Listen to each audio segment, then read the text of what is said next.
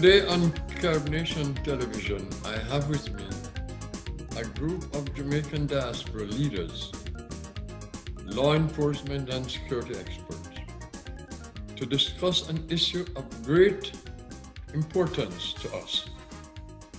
Can Jamaican diaspora expertise help Jamaica to deal with its intractable crime and violence, which have plagued Jamaican society for a very long time? You know, the fact is, Jamaica has not developed an appropriate crime fighting tool. Jamaica has relied heavily on states of emergencies, which have not worked. And this question of diaspora expertise contribution was raised in a recent town hall meeting hosted by Her Excellency Ambassador Audrey Marks of Jamaica to the US. Her special guest was Dr. Horace Chang, Deputy Prime Minister of Jamaica and Minister of National Security. And he was asked specifically to respond to the question of whether Jamaican diaspora expertise can contribute to ameliorating the crime problem in Jamaica. That question was posed by none other than one of our special guests here today, Attorney Delia Walker Huntington. And I will ask her in a moment to remind us of what that question was. And I will offer for you a video response from Dr. Chang. We also have with us today Dr. KARREN DUNKLEY, the Global Diaspora Advisory Council Northeast representative. And we have WILFRED RATTIGAN, an attorney with some 30 years of expertise in law enforcement as a special agent of the US Federal Bureau of Investigation, now retired. Now let me turn to you, Delia, and ask you to remind us of the question that you posed to Dr. Chang, and bear in mind the Deputy Prime Minister of Jamaica and Minister of National Security. Delia. Thank you very much, Ambassador Ward, for having me on your program today. So on the evening in question, I was the last person to ask a question or make a comment after observing Minister Chang speak to what he has been doing to fight crime in Jamaica. In particular, I wanted to bring him, I thought, recenter him, because Dr. Dunkley and one other person during the course of the proceedings had asked specifically, how can the diaspora help? And each time the question was asked, Dr. Chang reverted to pointing to specific projects that were ongoing in schools or in different communities that he was using as a template for addressing the crime problem in Jamaica. So I thought that the minister misunderstood the question. So I tried to redirect him and ask and say to him, I think you missed the point. They're not asking about particular projects that are ongoing in schools or in communities. They're asking how can experts in the diaspora, when it comes to security measures, assist the government of Jamaica? That was my question to him. Let me share with you the Minister of National Security's response. we have expertise. We always need more, but to integrate them is not a matter of just saying, I come and tell you how to do it. They are making efforts, and they are working with the best in the globe. They work with both the Scotland Yard, Royal Caribbean Mountain Police, and of course, the United States Army. But we don't do it on the basis of bringing superintendents here. In bringing in individuals who have been seen as experts, as we did with English superintendents and brought them in, it doesn't work very well, coming in and just looking on. When you're involved on a daily basis, dealing with the bodies, as well as the smart alecks who are doing the computer hacking, etc., it's a different ballgame.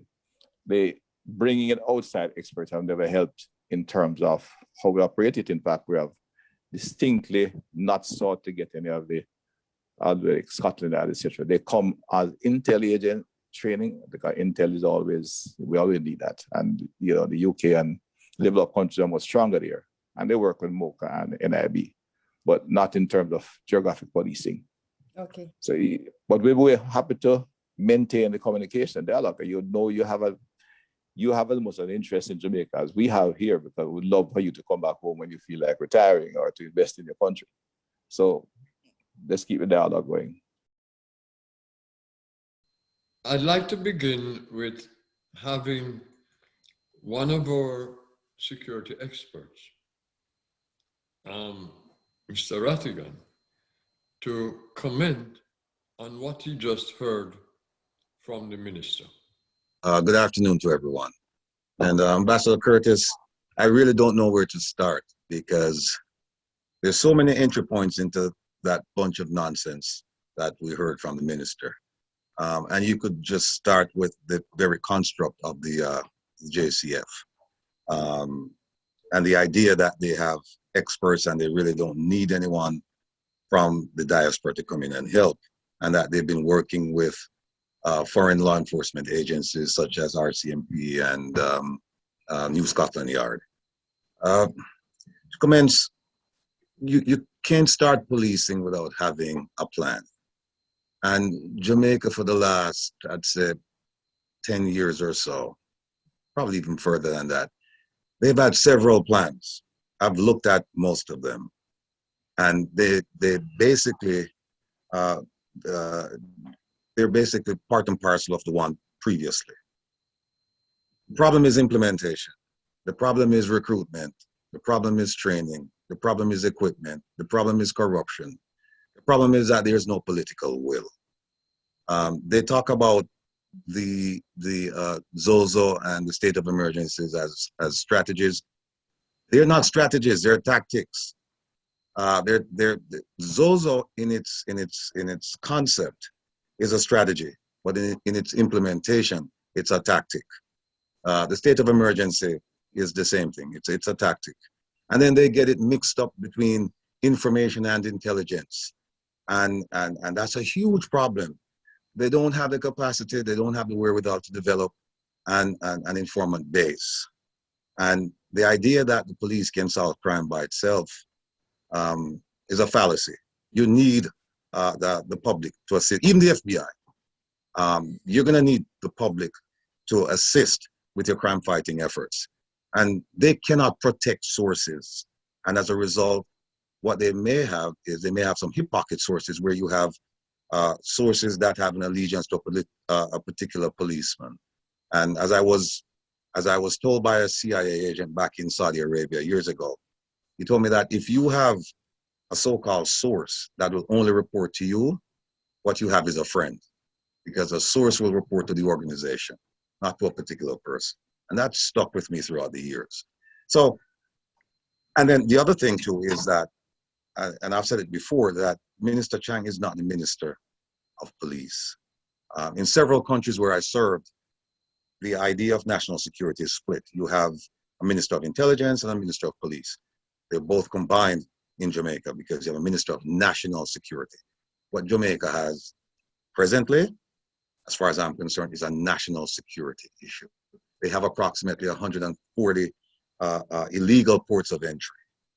You talk about guns for drugs, guns for meat, that trade. They can't stop it.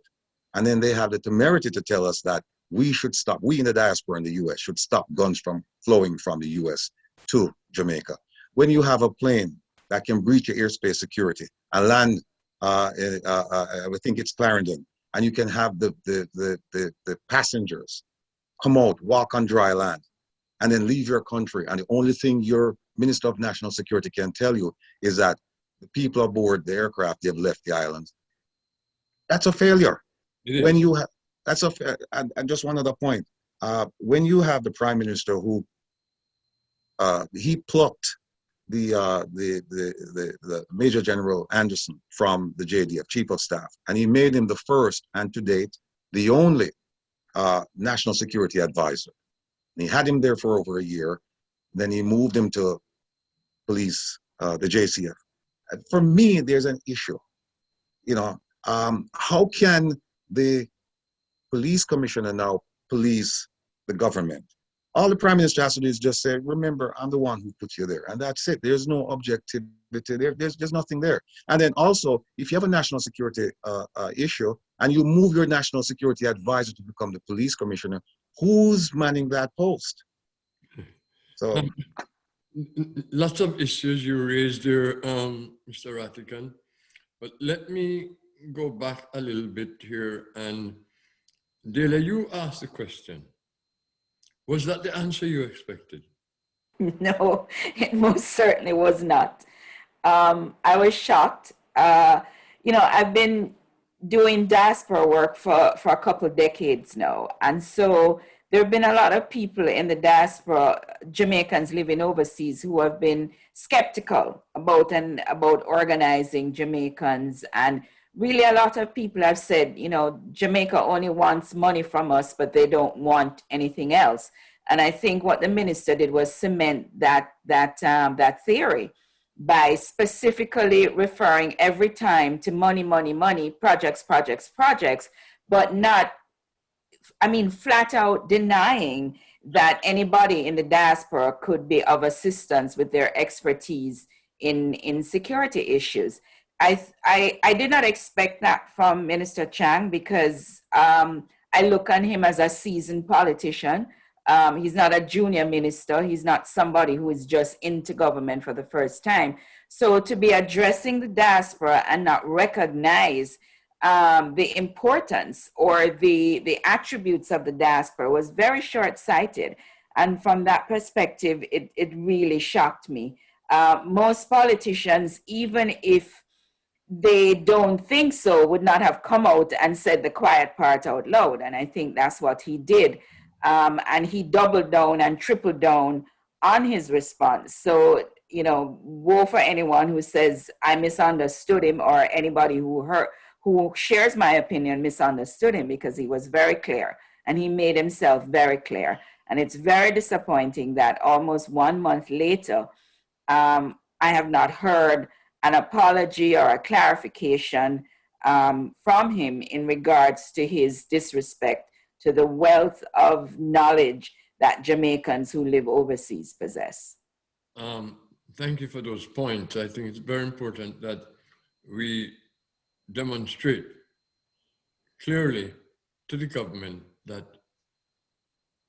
Minister Chang's statement was in fact insulting to the diaspora, and we need a clarification from the highest level of government, meaning the Prime Minister, to those statements.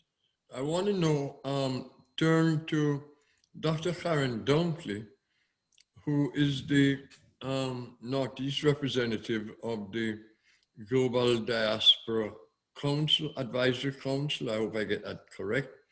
Dr. Dunkley, as the person with responsibility to liaise between the diaspora and the government of Jamaica, what crossed your mind when you heard Dr. Chang's response to the question asked about diaspora expertise to help Jamaica to fight crime in the country?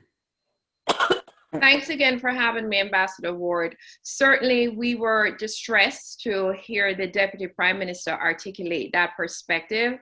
I think that as Attorney Walker Huntington stated, we know that one of the particular spaces that the diaspora is really concerned about is that we're only seen for material resources or money, and that deeper partnership, the deeper engagement that we really are advocating for is how do we impart our expertise and share our knowledge to build better systems, especially those that are critical and urgent around crime.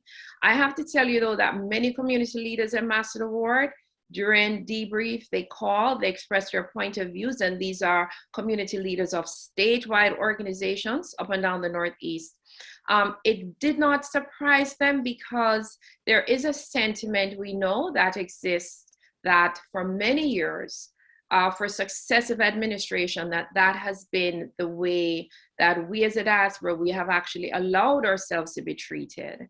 And we are at a unique moment. This is a tipping point to say, how do we now change the system?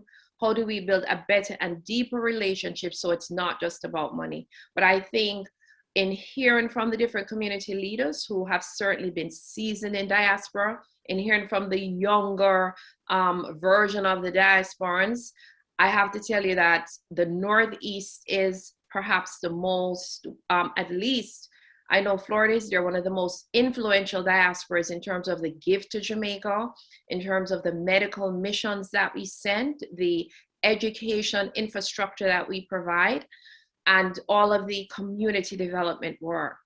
However, it came as no surprise because people felt that he was giving voice to a sentiment that is very popular in Jamaica, and not just from government, from many officials, as well as from some of the citizens themselves. So for us, it's a clarion call. It's a clear call to action that we need to change the narrative, change the discourse, and to think about different strategies such as engaging directly with the NGOs, engaging directly with private sector, in addition to government. So we have to augment our strategy and interrupt the cycle, but we have to hold ourselves accountable. I am not letting me off the hook or anyone else, because I'm one of those Jamaicans, very project driven, because we think that we are really serving a higher purpose. But now we have to demand, because power does not concede without a struggle, that we're included in the intellectual, the expertise, and the knowledge transfer conversation. Thank you for that. And we look forward to your advocacy for and on behalf of the diaspora. And certainly if you take the strong position that we expect in this situation, I can assure you, you will have lots of support within the Jamaican diaspora. Erwin Clare, someone who has decades of service to the Jamaican diaspora and to Jamaica, who has played very important role in enhancing Jamaica on the global stage. Erwin, when you heard Minister Chang, did you ask yourself, what is he thinking? What is he drinking? What is he smoking? What came to your mind? First of all, let me say thank you very much, Ambassador, and your distinguished panelists today. First of all, I apologize for being late. I completely forgot. Age, you mentioned decades. When you start talking decades, you just justify that I'm an old man. Thank you very much. In fact, when the initial question was asked by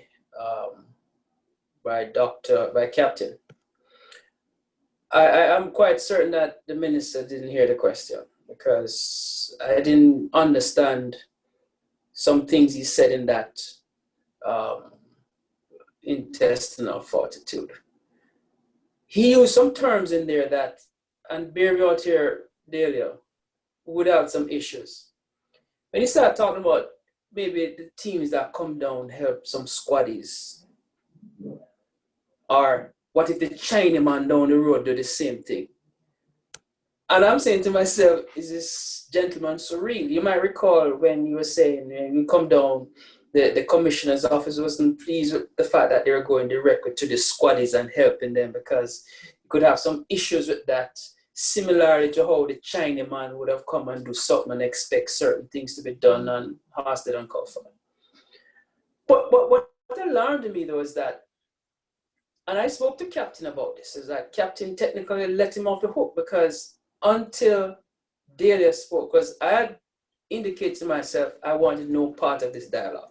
I just wanted to listen because I've reached a stage in life now where I like to listen to what others have to say. I've heard enough of myself.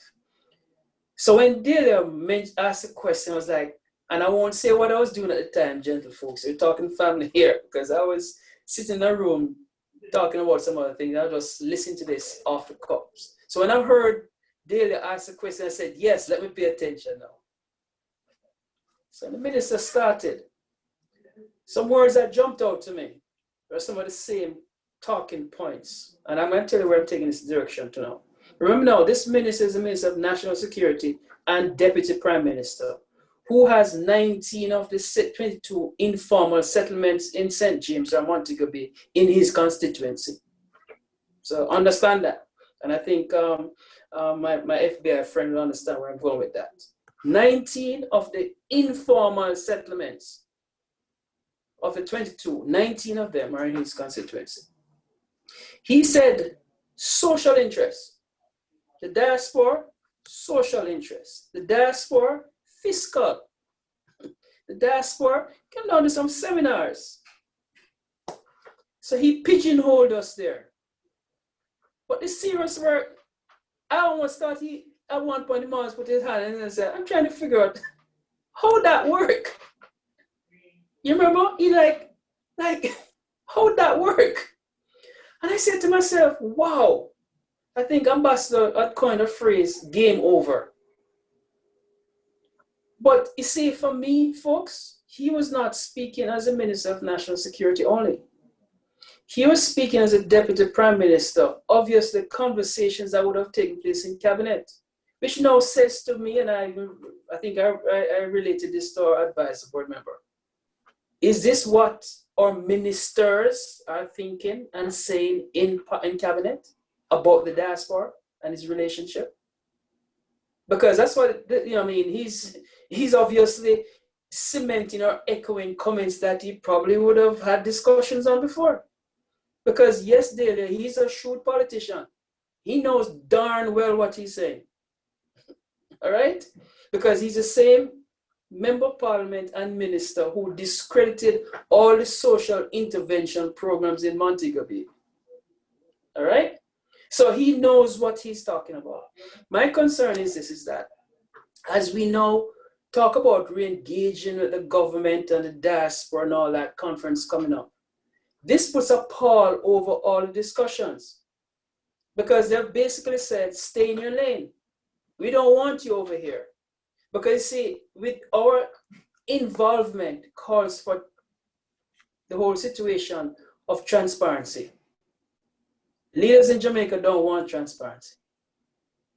And you see, our involvement there will call for that. And I think that the minister is protecting his base.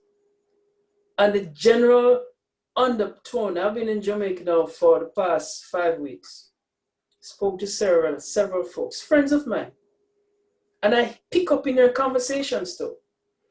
You guys want to come and run the country. Right. That's the other part. You guys want to come on. Just because you think you're entitled to. I had on my program here in New York, Mr. Chung. Is that his name, Mr. Chung? Yeah, right? Yes. Dennis Chung.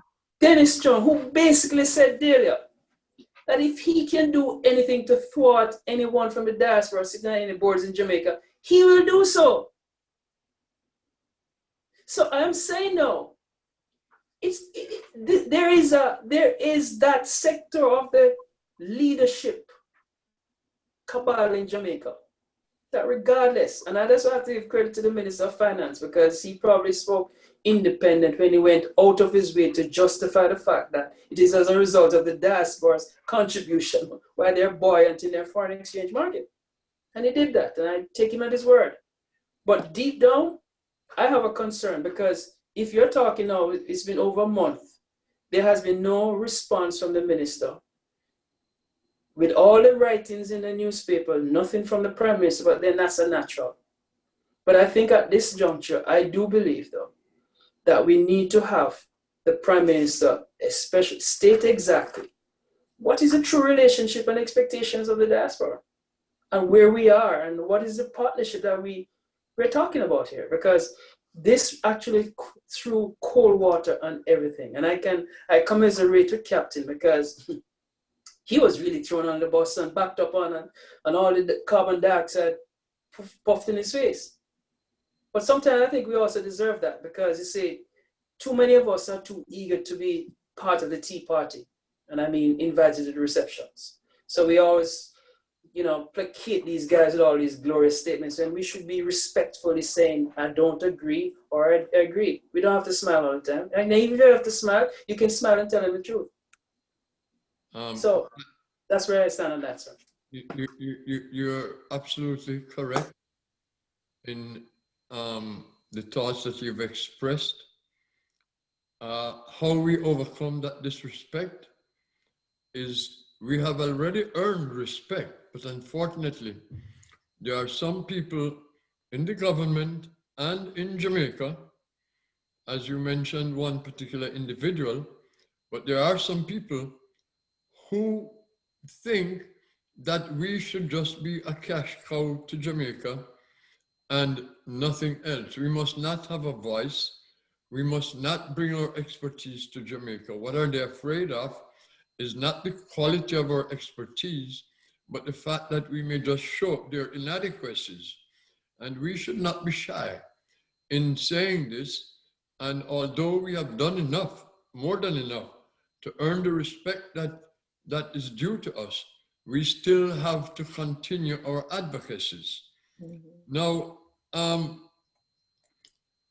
want to get back to you, Delia, because you wrote an article in the Jamaica Gleaner, which told the minister to wheel and turn again. And somehow, it's either he does not understand the Jamaican patois, or he does not understand the Queen's English, because neither he, a spokesperson from his ministry, or even from the embassy here in Washington, or from the Prime Minister or his office, have commented on this issue.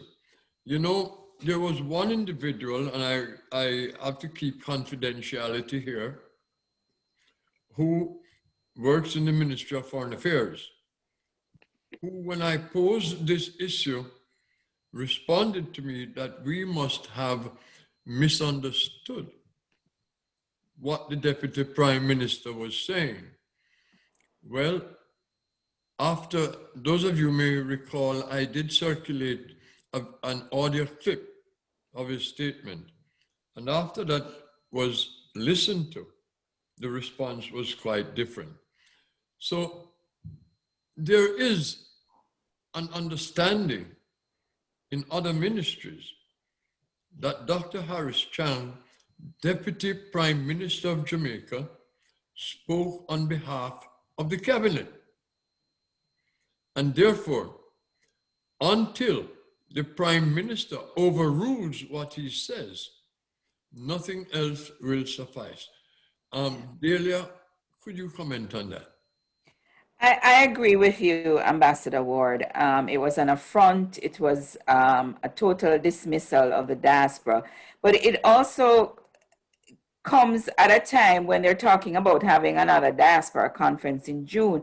My problem is that every 2 years, diaspora becomes important, and there's a flurry of activity leading up to the conference, and you go to the conference and you sit down and you're being talked at. There is no opportunity even at the conference for dialogue, because it's minister after minister being paraded through, telling you about all these projects, again, that their ministry is undertaking and how you can get involved, and there is no dialogue. So I don't know if the conference has outdone its time, what the story is. But I'm fed up with the way in which the conference is constructed. I am fed up with the disrespect. I am fed up with the weeks that have gone by. I don't hear anything from the Minister of Foreign Affairs. I don't hear anything from the Prime Minister. I don't hear anything from the Deputy Prime Minister to say, well, I misspoke. This is not what I meant. I'm sorry it didn't come out right. Anything to show that you understand and acknowledge that what you have said has just really been disrespectful to millions of people living overseas on which you depend. I mean, we know that remittances is the backbone of Jamaica. But beyond remittances, the dollars that are handed out to family members and to friends, there are also other resources that Jamaicans overseas gives to the country. And if you cannot acknowledge that you've embarrassed yourself and you have dismissed an entire segment of the population, because it's one thing to say, well, Jamaica is a country without borders and you living overseas are part of Jamaica. But then when we talk about on one-on-one, you're going to be so dismissive. It can't be just your convenience that you acknowledge us. And so I don't think anything short of an address by the Prime Minister or the Minister himself, the Deputy Prime Minister himself, coming out and saying, I'm sorry, I misspoke. This is not what I meant.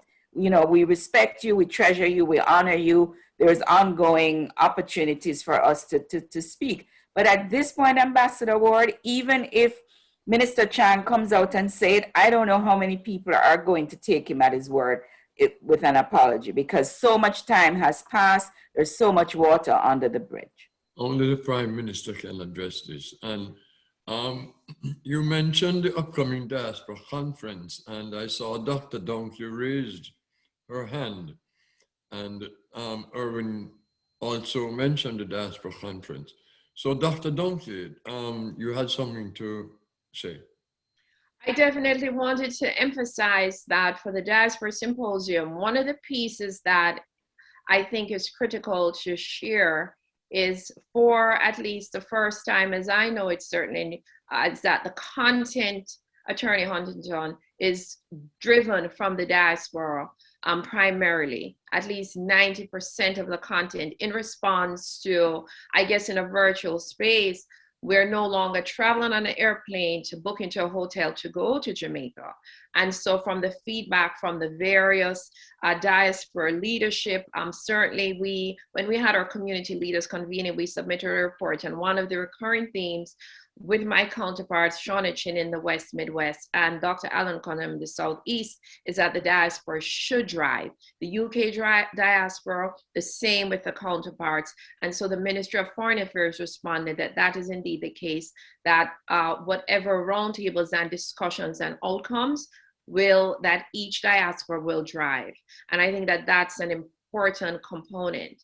I just also wanted to state that I think, again, that we need now to reimagine this Diaspora Symposium, because our ultimate goal moving forward, I know that each diaspora will have its own conference or version of it. It has been a virtual space, so we haven't organized anything physically, but even last year, the Northeast did a diaspora week of activities.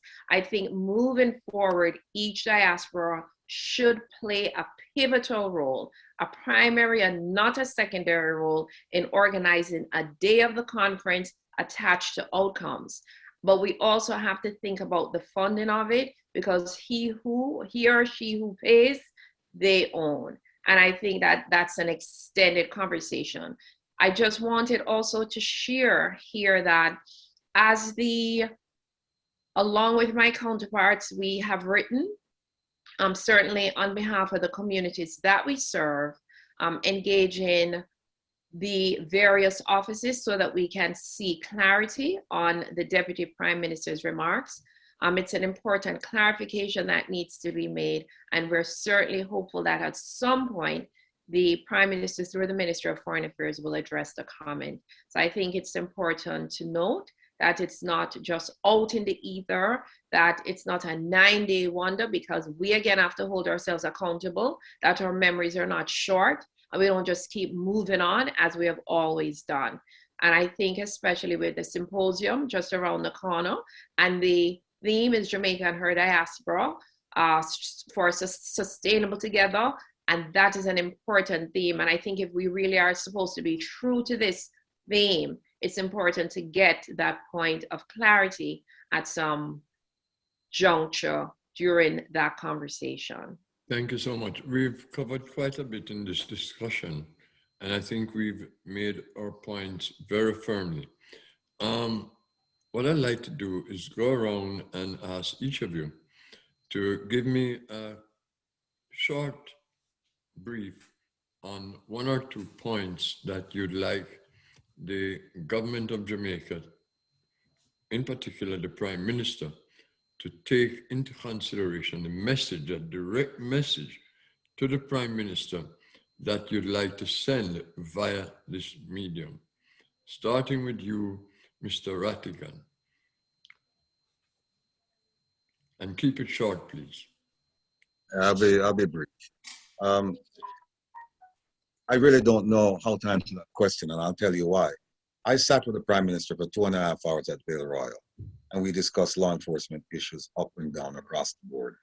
And it became abundantly clear to me that there is no political will, or he doesn't have a grasp of the issues.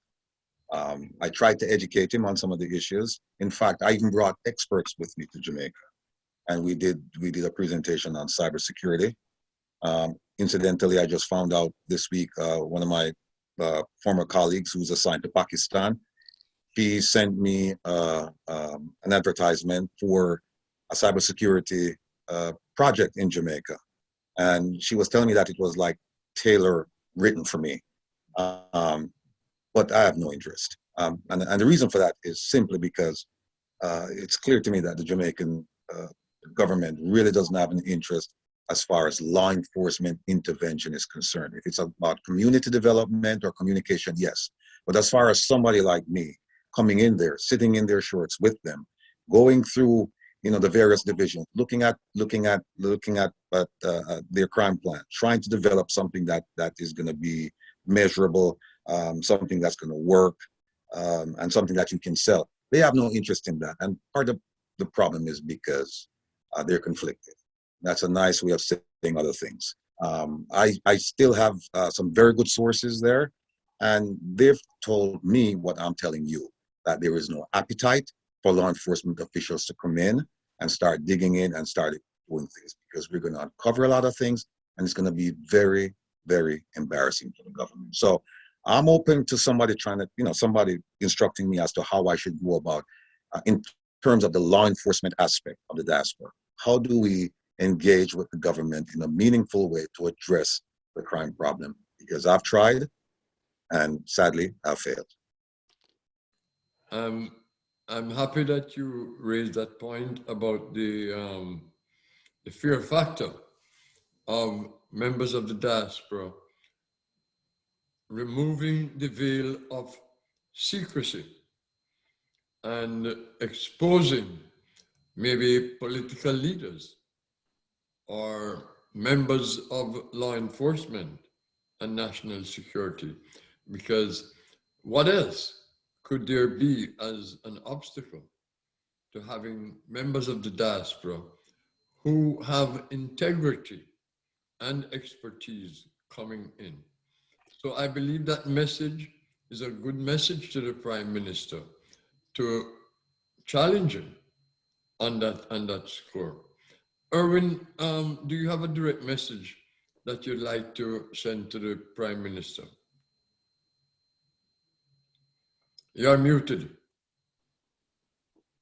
I've always argued, thank you very much, Ambassador. I've always argued that Jamaica knows what it wants from the diaspora. And the question is, what is it that the diaspora wants from Jamaica? That's one. Number two, the whole situation of diaspora engagement and involvement. It is understood that we do have a significant economic component in Jamaica, undergirth by patriotism, nationalism, is our place too, which no international investor can bring to the table. With that being said, from a Jamaican perspective, how do Jamaica, or how does Jamaica reciprocate? And I say reciprocate in the whole aspect of partnership and engagement. We hear a lot about voting and all that. I'm not even there yet because there are many other factors that have to change. But there's some things that the Prime Minister, whom whilst being opposition leader, championed, echoed, even sometimes even more than what we'd want. He had spoken about in the past about representation in the Senate. All right, okay. But before you even get there, the whole aspect, Ambassador, as to how people in the diaspora, the prerequisite skill sets, be part of the policy making aspect of Jamaica. This is where government and governmental entities look into their population and choose the brightest and the best to sit on boards. How come with all of the doctors and lawyers and persons with high academic esteem, none of them get selected? Something is amiss there. You follow what I'm saying? I don't take much. And you can't say no, you know, that you don't live down there, you have to travel. No, no. Remember, the chairman of Petrojam never lived in Jamaica. Don't forget that. The chairman of Petrojam never lived in Jamaica. Your point is Maybe it's not a good example because you see what happened. But the point here is that I think that to me would send a strong message, because we'll begin now to involve people with the skill sets in these levels. Because right now, when you look at education and health, two of the main areas that Jamaica has some strong positions and sectors here in the diaspora. The only time those entities get involved is when the Ministry of Health says, hey, we need $10 million in PPEs. Or education says, hey, we need tablets. Nobody comes to you or the education task force or whatever they want to call themselves and say, hey, let us invite you in as part of the policy making. We can start there. And I think that would send a good indicator that I really mean business. Because it is from there now that I think we can build on, and people can realize that the diaspora are not these evil alien people coming to eat their babies or take away their homes or their ganja fields or something like that. We are interested in this. All right? Thank you, Erwin. Thank you. Very well said. We have very little time left. I want to ask Dr. Dunkley to take a moment and give us her most pointed response and direct message to the government. And then I'll ask Delia, who started us off, to give us the final comments. Thank you again, Ambassador. I think it's important to highlight that we have to get comfortable being uncomfortable, because these conversations may be uncomfortable for some, but they're important conversations to have at this particular time in history, because if we don't overcome, we're at this different point, and if we don't cross over, then the next Attorney Huntington will be having this conversation. The next Ambassador Ward will have this conversation in the next 20 years. And so the cycle will continue.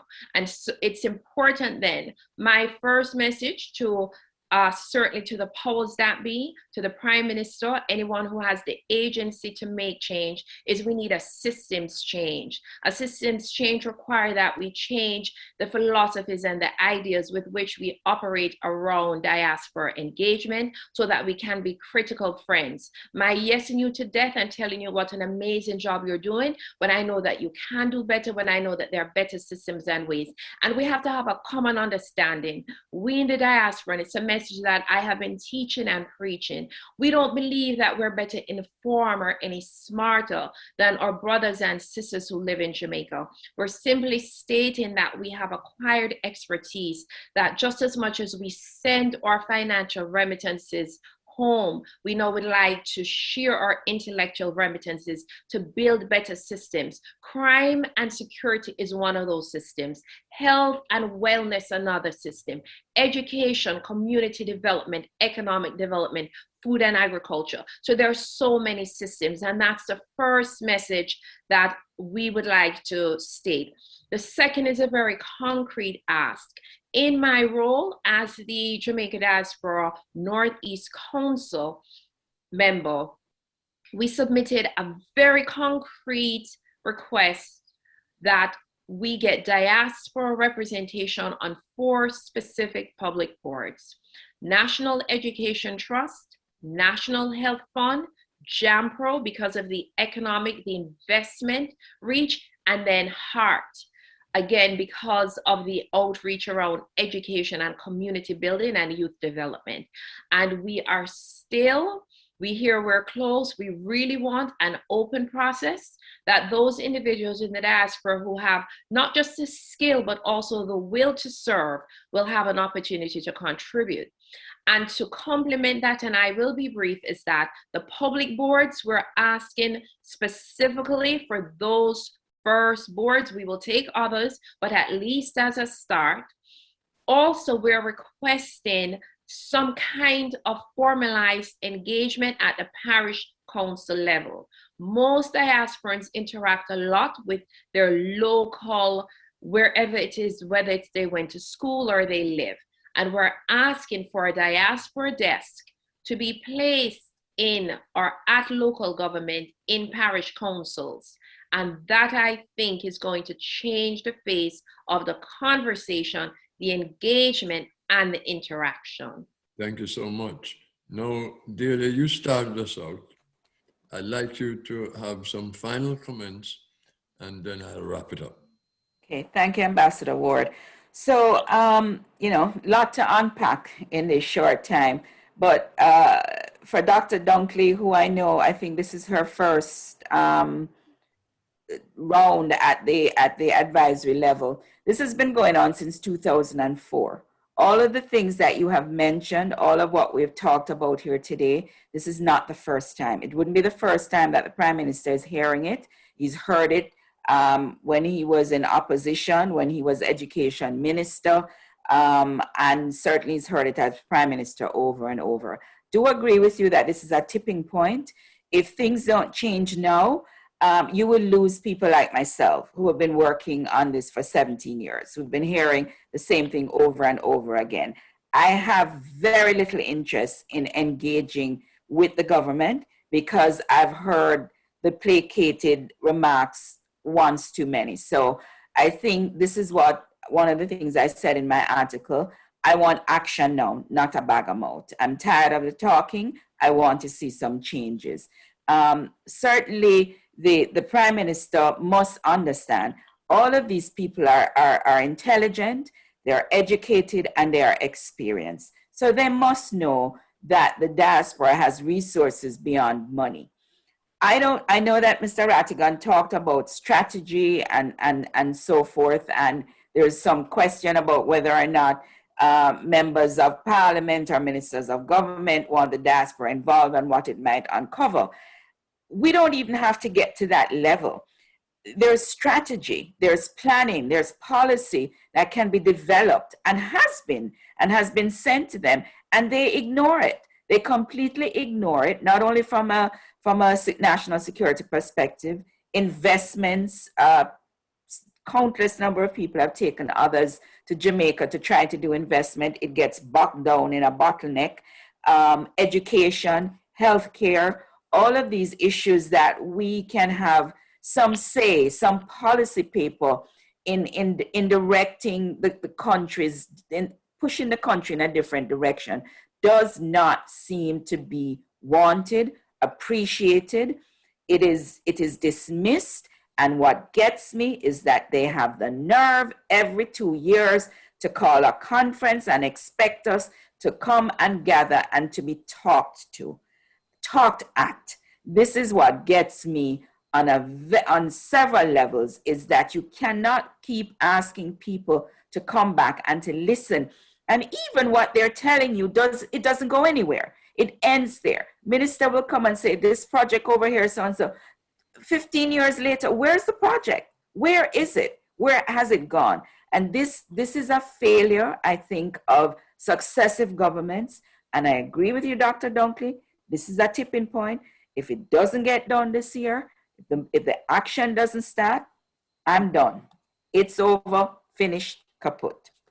And that's my message to the Prime Minister. Thank you so much. Thank you. One of the promises that we've been hanging on to for the past few years is the promise of the Diaspora bond, which has not materialized, even though we've heard so much talk about that and so many deadlines.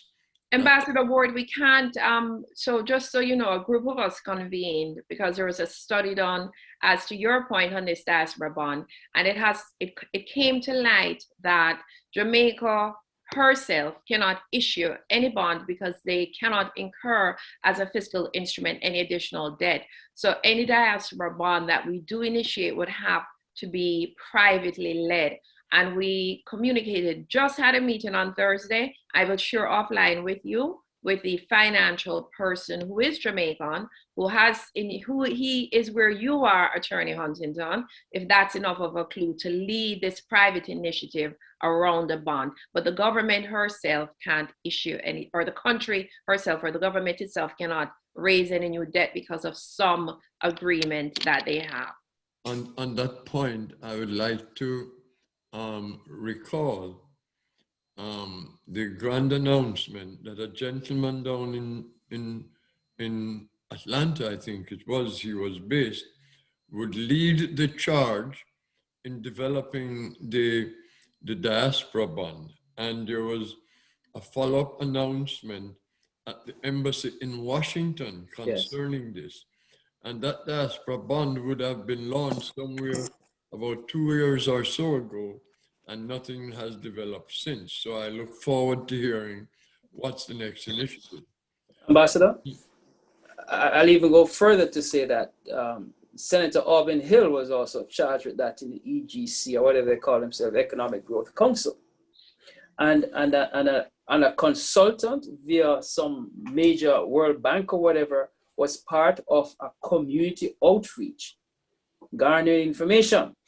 So I've always known the fact that the IMF had some hole as so much more debt you could have and all that. However, this administration had initiated such a process, and we have not heard anything on that. So that door needs to be officially closed by them, or some official statement needs to be made by the government as to where that is. Because yes, David Panton was given that responsibility, all right, as far as that whole situation is concerned. So we can placate and come out and announce all these great things. If nothing comes of it, we should also be told that nothing not happen.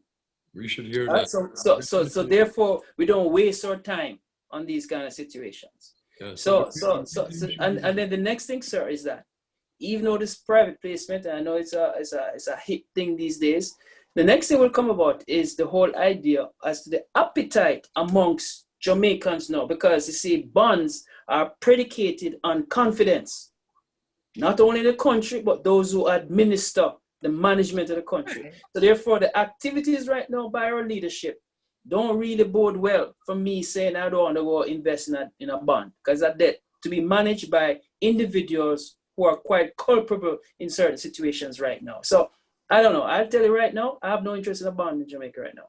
And that's how I'd go, and I'll be one of those who would advocate accordingly as well. Erwin, I think the sentiments that you have offered is very widespread across the diaspora right now. Lack of confidence, and lack of confidence that there is integrity in the government and how these would be handled. But that's for another discussion.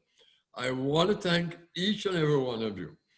Dale Walker Huntington, Esquire, WILFRED RATTIGAN, Esquire, Dr. KARREN Dunkley, one of our education experts, Erwin Clare, who can teach us all about diaspora volunteerism and action to make people's lives better. And KARREN Nation is a forum which will certainly look to welcome each and every one of you back for further discussions about the Jamaican diaspora, and in particular, diaspora engagement with Jamaica, or lack of government engagement with the diaspora. Thank you very much for sharing this time with us. I'm Curtis Ward, host, KARREN Nation, and producer, writer, editor of the Ward Post. Thank you so much.